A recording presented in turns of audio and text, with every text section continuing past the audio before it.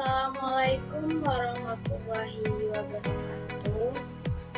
Perkenalkan, nama saya Rahmi Fadila, NPM 2201100074. Nah, kali ini saya akan menjelaskan tentang tren perkembangan teknologi perangkat lunak sekarang atau masa terkini. Nah, sebelum itu sebaiknya kita lebih dahulu mengenal apa itu perangkat lunak.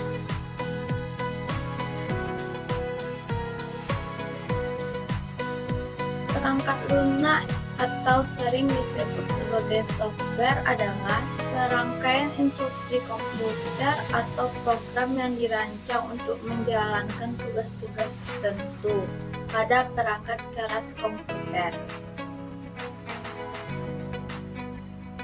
Nah, di sini ada beberapa macam perkembangan teknologi perangkat lunak. Yang pertama yaitu pengembangan perangkat lunak menggunakan OpenAI atau AI generatif, yaitu menjadikan proses pengembangan perangkat lunak lebih cepat, mudah, dan efisien. Pengembangan perangkat lunak dengan menciptakan aplikasi perangkat lunak yang sangat efektif dan efisien, sekaligus mengurangi jadwal dan biaya pengembangan. Siapa sih yang belum tahu dengan ChatGPT? Sekarang ini ChatGPT sangat-sangat diperlukan untuk mencari jawaban dari pertanyaan, mencari sumber-sumber jurnal, dan lain-lain. Selanjutnya, ada faktor-faktor yang menjadikan OpenAI menjadi tren industri perangkat lunak terkini. 1. Pengembang dapat meminta bantuan, menjelaskan persyaratan kode dengan berinteraksi dengan model AI menggunakan bahasa alami. 2. Alat pengembangan yang didukung AI dapat membuat pengembangan perangkat lunak lebih mudah diakses oleh individu dengan pengalaman pengkodean terbatas.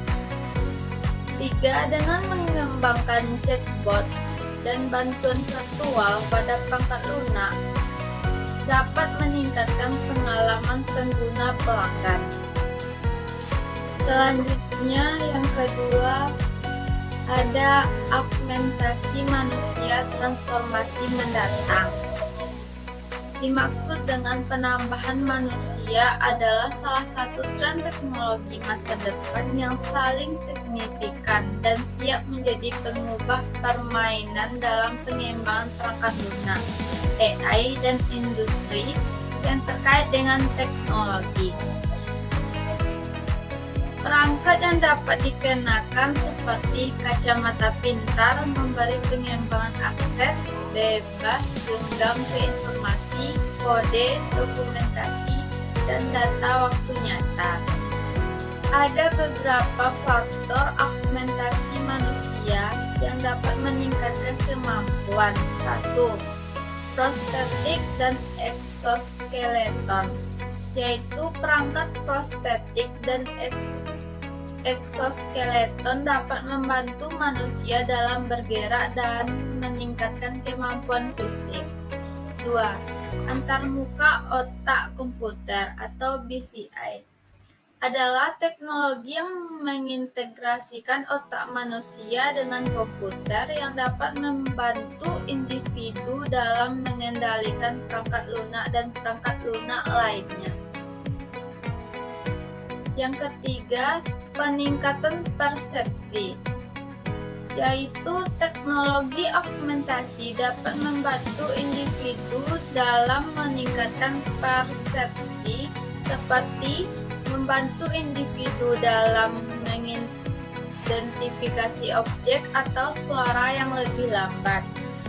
4. Menjaga privasi individu.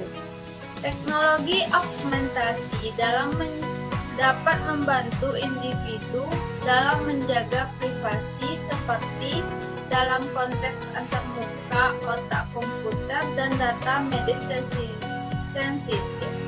Yang keenam yaitu keterampilan AI yang diterapkan pada teknologi augmentasi manusia dapat membantu individu dalam pembelajaran analisis data dan pembelajaran mesin.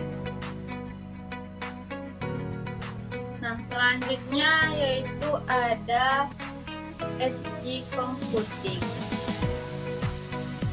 Edge computing merupakan beberapa hal yang penting dalam pengembangan teknologi.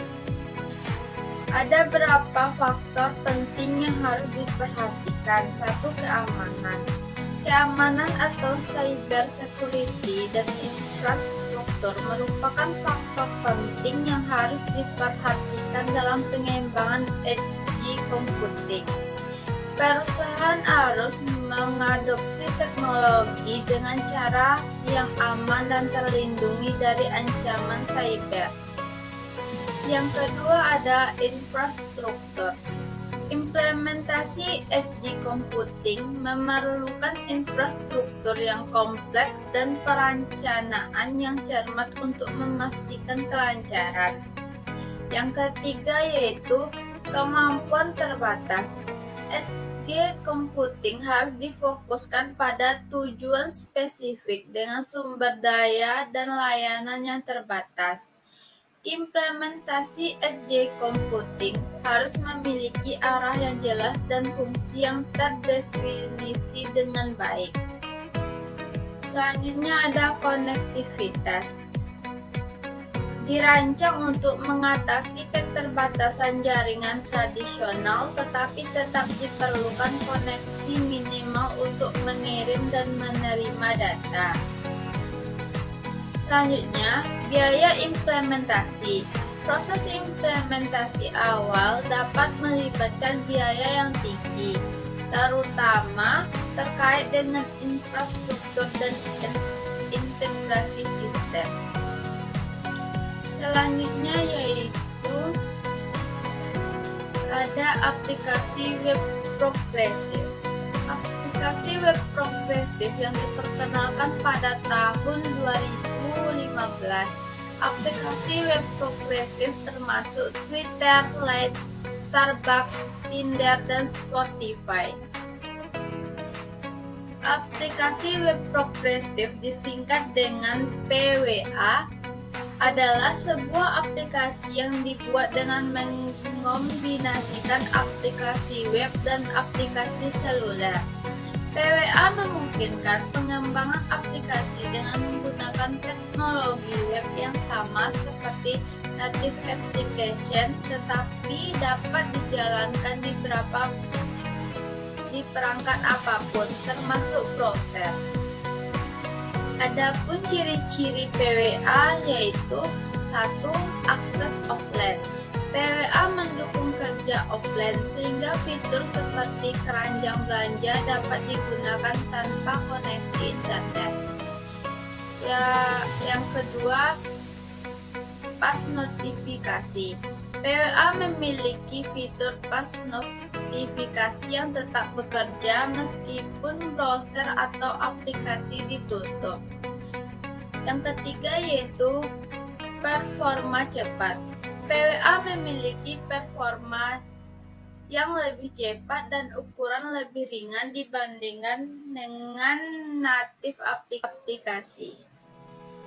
Web progresif dapat meningkatkan kinerja website dan menghemat biaya pengembangan, serta mempermudah pengguna dalam mengakses layanan aplikasi. Selanjutnya kita akan membahas tentang pengembangan perangkat lunak kode rendah atau tanpa kode. Kode rendah atau tanpa kode adalah tren yang paling cepat berkembang dalam pengembangan perangkat lunak. Ini menyediakan berbagai alat yang membantu mengembangkan aplikasi khusus untuk bisnis kepada orang tanpa memiliki pengetahuan ataupun pengkodean. Konsep kode rendah atau tanpa kode bukanlah teknologi perangkat lunak baru, namun menjadi tren karena meningkatnya minat Departemen TI dan perusahaan pengembangan. Yang keenam ada augmented reality, yaitu adalah teknologi interaktif 3 dimensi yang menggabungkan tampilan dunia nyata dengan elementasi digital yang dihasilkan oleh komputer. AR dijalankan menggunakan software, hardware, dan aplikasi yang berfungsi menambahkan detail serta memperkaya pengalaman pengguna. AR menggabungkan 3 fitur, yaitu kombinasi dunia digital dan fisik, interaksi real-time, dan identifikasi 3 dimensi yang akurat dari objek virtual dan nyata. Penggunaan AR terdapat dalam berbagai bidang seperti 1. Pelatihan dan pendidikan. AR membantu mengenal dan mempelajari informasi dalam bentuk visual yang lebih menarik dan interaktif. 2. Pendidikan kesehatan. AR membantu mengenal dan mempelajari anatomi dan prosedur operasi dengan cara yang lebih praktis dan aman. Yang ketiga, dalam bidang perdagangan, AR membantu pelanggan untuk menguji coba produk secara virtual dan mempelajari cara penggunaannya. Aplikasi AR dapat diakses melalui perangkat kamera di mobile maupun desktop. Contoh aplikasi AR yang terkenal adalah TikTok, yang menggunakan teknologi AR untuk memungkinkan pengguna menggunakan filter bergerak yang menambahkan elemen visual ke objek yang ada di hadapan kamera. Yang selanjutnya ada yaitu realistis virtual. Realistis virtual dalam pengembangan perangkat lunak menciptakan lingkungan simulasi 3D di mana pengguna membenamkan diri dan berinteraksi dengan dunia digital. Perangkat lunak VR biasanya bergantung pada perangkat keras khusus seperti headset dan pengontrol gerakan untuk memberikan pengalaman sepenuhnya mendalam kepada pengguna.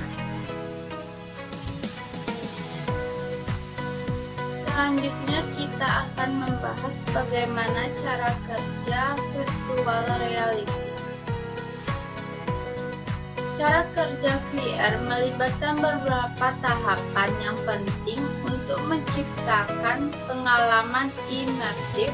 Berikut adalah penjelasan tentang cara kerja VR.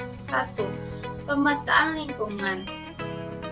Sensor pada VR memantau gerakan kepala pengguna, memetakan perubahan posisi kepala dan sudut pandang pengguna melalui teknologi seperti sensor inersia atau kamera. Yang kedua, pemrosesan grafis. Prosesor grafis yang kuat dilakukan oleh komputer atau perangkat lain yang terpasang pada headset VR. Di dunia virtual, objek, tekstur, dan lingkungan visual dibuat menggunakan prosesor grafis yang kuat. Yang ketiga yaitu interaksi pengguna. Pengguna dapat terlibat dengan dunia virtual menggunakan pengontrol tangan. Di atas ini ada gambar contoh realitas virtual. Nah, selanjutnya yaitu ada solusi perangkat lunak berbasis cloud. pertama berbasis Word, menghilangkan kebutuhan akan perangkat keras dan pemeliharaan lokal yang ekstensif. Perusahaan dapat membayar untuk apa yang mereka gunakan, sehingga mengurangi biaya TI secara keseluruhan.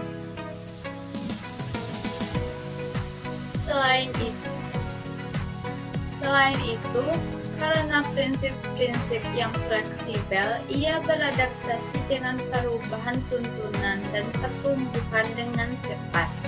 Selain itu, tren modern yang paling hemat biaya yang memitigasi biaya keseluruhan biaya TI, pemeliharaan, dan investasi pada infrastruktur baru. Yang kesembilan ada Python. Python adalah bahasa pemrograman ketiga yang paling banyak digunakan oleh pengembangan dengan 49,28%.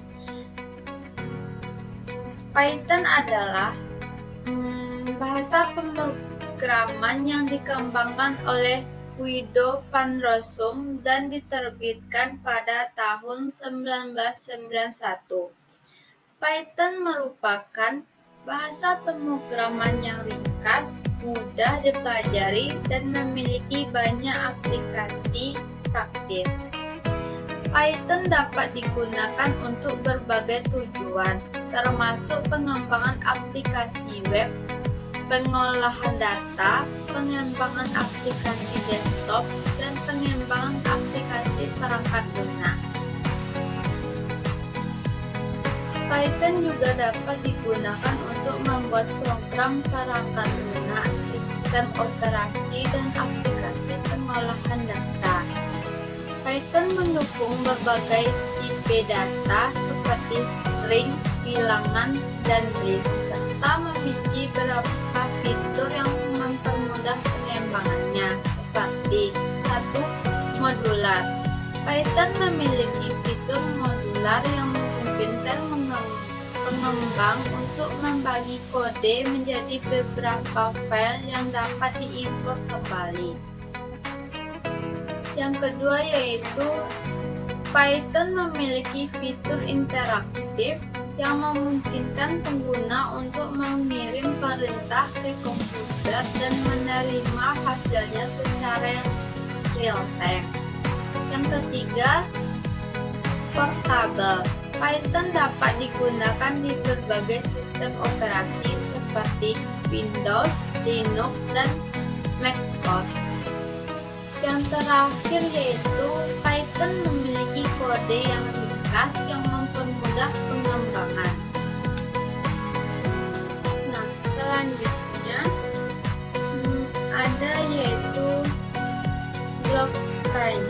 Blockchain adalah salah satu teknologi terbaru dalam industri perangkat lunak yang menjadi tren keamanan karena kemampuan perlindungannya yang mematikan dan transparansi dalam mekanisme keamanan.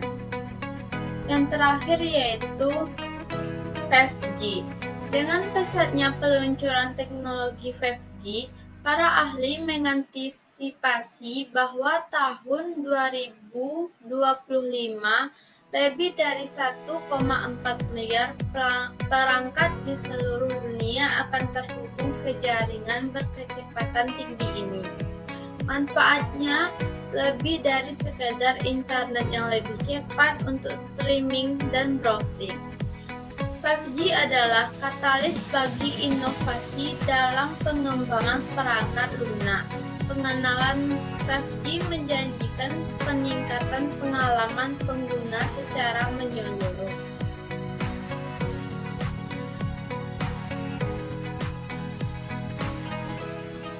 Nah, itu saja yang dapat saya jelaskan tentang tren teknologi pengembangan perangkat lunak. Terima kasih. Assalamualaikum